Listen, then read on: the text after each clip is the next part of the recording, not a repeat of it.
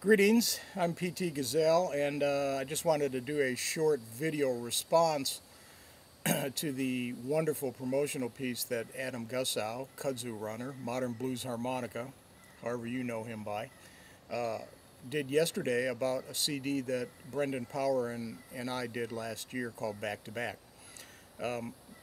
There are just a couple of things I wanted to clear up that I don't think Adam was sure about, and I've gotten a lot of emails about certain things, so I thought the best thing to do would be to just post a clip, put it on Adam's page and mine, and hopefully it'll clear up some questions. The CD was done last year. The CD was initially recorded in January of '08 here in Nashville.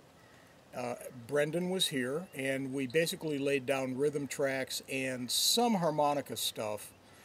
There were a couple of tunes that I think we actually used from the original tracking session as far as harmonica went. But the rhythm tracks were laid down, the piano, bass, drums, and guitar.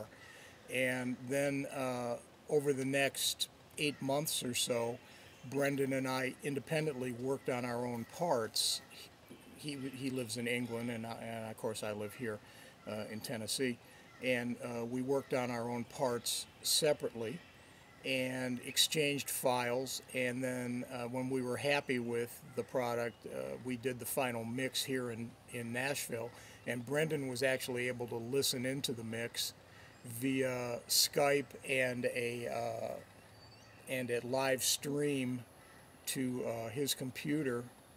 So it was actually kind of a technological wonderment, and it worked out pretty well, we think. Couple of things I wanted to talk about. Number one, I played exclusively Seidel 1847 diatonic Richter-tuned harmonicas, and Brendan played chromatics, Suzuki chromatics, and I play half-valved diatonics, and Brendan plays half-valved chromatics. The short of it is half-valve diatonics are another way to play chromatically, add some chromaticism to your diatonic playing without doing overblows. I'm able to bend to get the additional notes rather than pop up the note like you do in an overblow.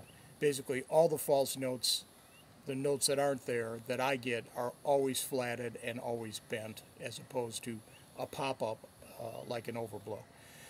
Brendan's half-valved chromatics involve him removing half the wind savers on his chromatic. And that allows him to add some more emotion and shading to his playing and sound to make it sound more like a diatonic. And in my case, it not only gives me that additional shading, but it also allows me to fill in the missing notes. So we think the sound together, I think it's pretty clear who's playing where with our styles, but frankly we're pretty amazed at how close the instrument sounded when it was over.